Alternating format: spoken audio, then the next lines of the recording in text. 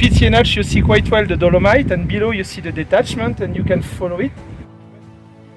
On the other side it's clear, but here it's not yet clear where we are. So thanks with the drone, I hope that we will be able to map it and continue the detachment